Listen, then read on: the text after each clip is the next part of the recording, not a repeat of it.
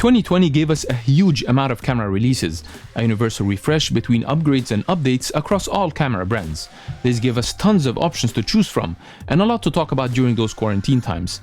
But most importantly, those cameras had some key features that gave us an exciting glimpse of what the future might bring in their upcoming releases. I ended up only buying the A7S III and held myself from everything else in anticipation of 3 other cameras that are well worth the wait. In this episode, I'll tell you about those 3 cameras and their specs, all based on the hints we've already seen in the latest cameras. To be clear, everything I'm about to share here is purely based on my own speculations and predictions, mixed with some rumors flying around. It's what you can call a carefully calculated gut feeling.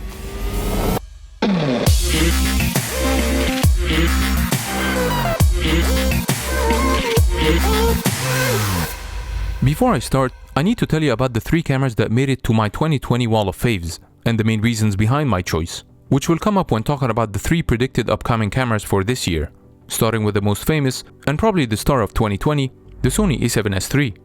Compared to its predecessor, the camera introduced a new flawless autofocus system that's so fast and reliable that even though I never relied on autofocus in any of my shoots, this camera gave me the confidence to use it with no second thoughts.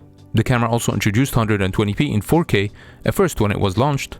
It also has dual gain ISO, which is nothing new, but the most interesting part of it is how the high gain was set at 12,800, making it much more practical than the S1H, for example, that has its high gain starting at 4,000, almost 2 full stops below the Sony. Last but not least, the camera introduced a card slot that accepts both SD and CF Express cards, virtually giving you 4 card slots in only 2, offering you the choice to make your own A and B card combination. Second comes the C70. With the overheating fiasco causing major reliability issues in the R5 and the R6, the C70 seemed to be the answer, or rather the justification why those cameras were crippled that way. It's the first official Canon EOS cinema range to have the RF mount, my personal favorite, something I'm planning to talk about more in details in another episode. It has built-in ND filters, a dream come true in such relatively small mirrorless shaped cinema camera. And finally, the dual gain output sensor, which combines 2 exposures to give us higher dynamic range and a much cleaner image, a major feature update we first saw in the C300 Mark III. My third camera of 2020 is the Panasonic S5. I have a full episode talking about it if you want to check it in the link up there in the corner, but the main takeaways from this camera start with the price point of $2,000. Holding the same sensor as the S1H, and sharing most of its features but in a smaller body, it can easily be considered as a mini S1H. It has 6K external RAW recording option, which is pretty impressive, again considering the $2,000 price point. It has a full cinematic version of the V-Log color profile inherited from the VariCam, unlike the GH5 that has the video version with less dynamic range. Again, for such a low price, it has a dedicated advanced anamorphic mode, with stabilization tailor-made for anamorphic lenses, something that lacked in other more expensive video-centric cameras such as the A7S III. I think Panasonic is the only brand that has this feature. I personally haven't seen it anywhere else. It took the spot metering feature from the S1H and also introduced a new higher capacity battery that's backward compatible with the GH series. Of course, there's a lot more to those cameras than what I mentioned, but again, I'm only highlighting what I feel will become standard in upcoming releases. Okay, so with all that said, let's move now to the 2021 camera predictions. Starting with the most eminent release of this year, the Panasonic GH6. I mean, it's been almost 4 years now since the release of the GH5 and 3 years since the GH5S. Even top Panasonic officials hinted about the close release of a dedicated video GH camera. When it comes to specs, there have been rumors that it might be 8K, which I really hope is not true because of 3 main reasons. First, in such small micro four thirds size sensor, the density of the pixels will only mean more noise. Second, with that high data rate, there's a very high chance of overheating, but with Panasonic's flawless reputation with handling heat, I doubt they'll go for that without adding a fan. Let's not forget the R5 overheating embarrassment, something Panasonic will never tolerate. A fan will of course increase the body size, defying the whole purpose of the signature small size of micro four thirds cameras, so that doesn't make much sense to me. And finally, let's all agree that 8K has proven to be an overkill. Again, remember the R5? I feel 6K is the sweet spot honestly. It should follow its older sister, the S1H 6K. And hey, I guess GH6K has a nice ring to it. Would make their marketing team happy. With that said, I feel the GH6 would inherit some features from its bigger sister, the S1H. Starting with the 6K sensor resolution as I just mentioned, adding a small bump to the 5.2K sensor it already had. Then hopefully get the higher resolution viewfinder and screen, also spot metering, the cinematic Vlog V Gamut version of the S1H with 14 stops of dynamic range, this time for free, without a paid upgrade like before. Of course, real-world testing would prove it to be more like a 13 stops of dynamic range or a bit less in best-case scenarios. But in all cases, 13 is surely better than the 10 or 11 that GH5 has now. Also having dual gain ISO, aka dual native ISO, which is becoming a standard now in all video dedicated mirrorless cameras. And of course, having RAW output, probably to follow in a future update. And not just that, probably at 120p RAW in 4K. You might say there's no recorder out there that can record this RAW frame rate yet. Which takes me to my other prediction, the Atomos Ninja 5 Mark II. I believe it will make an appearance this year as well, which would be capable of recording at those high speeds. Still talking about 120p in 4K, but now internally. I would say that's the first feature I hope it will take inspiration from the A7S III. Also having 4K 4:2 10-bit across all frame rates in all I sincerely wish Panasonic also finds some inspiration from the Sony in the second native ISO to start within the range of 12,800, not 4,000 like the S1H and the S5, which has proven to be very useful when shooting in extreme low light. But the most important feature is having a phase detection autofocus. Please Panasonic, everybody's begging you to drop your contrast-based DFD focusing system and join the reliable autofocus club pioneered by Sony and Canon.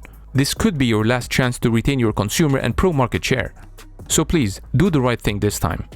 Finally, with the high-speed recording comes high data rates. I can guarantee you we will see CF Express card slot present in this camera. Even though Type A is not as popular as Type B, but what Sony did with their A7S III by integrating two different card types in one slot was impressive in terms of saving space. So I would reconsider CF Express Type A if the GH6 joins the club that Sony started. And from the S5, it should inherit the dedicated advanced anamorphic mode with all the stabilization and monitoring options it has, as well as the new higher capacity battery. And finally, I would put an average price range of $3,000 on this camera. What I'm trying to say here is the GH6 could become the high-end Micro Four Thirds version of the S1H, potentially offering a professional feature set we haven't seen in this sensor size before.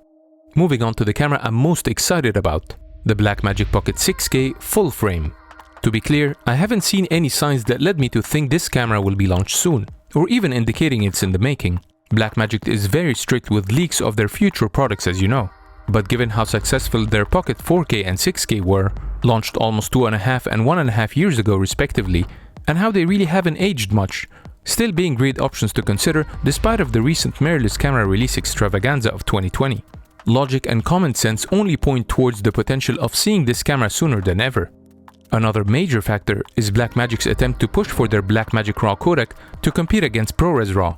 It would be a huge missed opportunity not to follow through with what I'm sure everyone is waiting for. Might be the case of saving the best for the last, a fashionable Blackmagic late entry. So take what I'm about to say here with a pinch of salt, and let's check what could potentially come out of that camera. Starting with the obvious, a full-frame version would be really awesome. Not sure why Blackmagic seems stuck in the Super 35 realm with both their Ursa Minis and the Pocket 6K. There's so many reasons why I prefer a full-frame camera over a Super 35. And it's not just about the shallower depth of field, something I'm planning to talk about in another episode anyway. But yeah, if I had the choice, I would go for full frame. Second, I wish they add an RF mount, not an EF like before. I already talked about that in details in a previous episode, you can check it out in the link below. But to recap, first thing I'll buy if I get my RF camera is the RF to EF lens adapter with drop-in variable ND filter. No need to explain why this would be awesome, but definitely a much better option than a simple EF mount that has no such cool feature. I mean, it happened in the red Komodo, so why not Blackmagic? I also wish they bring internal body image stabilization to the mix. 6K at 120p instead of the 50 they already have. And for sure we need a better autofocus. The 4K and 6K autofocus are borderline useless. It's the only camera that has a worse autofocus system than Panasonic's. Also, let's get a bigger battery, maybe a Sony NPF, or even come up with their own original proprietary Blackmagic battery. It's just frustrating having an internal battery that lives only for 30 minutes. Not sure about you, but that's literally the worst I've ever seen. I would also expect more mounting points beyond that single quarter 20 screw mount on top. And when it comes to color, Gen 4 in the 6K was already much better than what they have in the 4K, which could be due to having a different sensor. It's literally my favorite color of all cameras out there, second only to the Alexa. So I guess their next camera would inherit the Gen 5 color science from the Ursa Mini 12K, which I haven't tried, but I assume is already better. As for the screen, I'm sure I'll speak for everyone to ask for first, more accurate colors than the previous pocket cameras, second, to be much brighter than before, something that can be viewed in daylight, and finally and most importantly, to have a tilt option. We all saw how Tilta, a perfect name for the job, has a hack for that, which also integrates a tiny SSD behind the screen. So yeah, a fixed 5-inch screen in a video camera is not the brightest of ideas. Finally, I would put an estimate of $3,000 on it. It's surely worth more, but Blackmagic are famous for their competitive pricing and high value for money.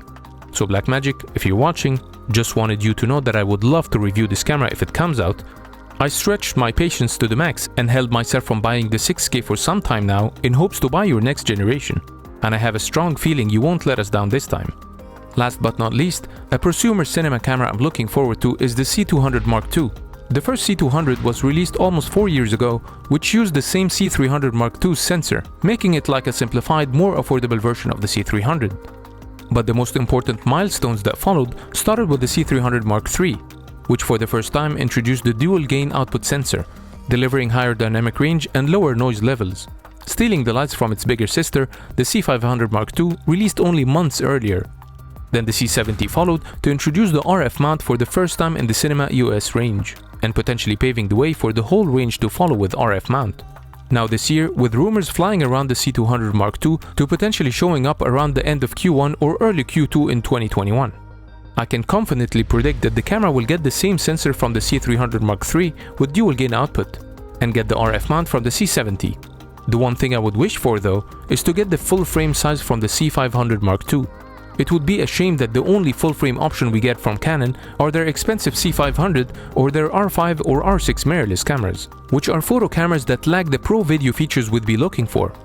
We also heard some news about the quad pixel autofocus, which improves focus on a horizontal plane where the current dual pixel autofocus seems to struggle. Finally, I think the price will revolve around $6,500. And there you go. These are the 3 cameras I'm excited about this year. I know there's more to expect, such as the Sony a7 IV that might be released during Sony's January 26 event. Other rumors talk about the C90 and the R1 from Canon, but it might be too early to talk about those ones. Let me know what you think about all this, maybe share with us your own predictions and which other cameras you're excited about this year. But before we start dreaming about those cameras, don't forget to grab the one you already have and start making films while we wait for those ones. I promise you, you don't need to wait for a new camera to shoot your next project. Hope you enjoyed this episode, stay safe, and I'll see you next time.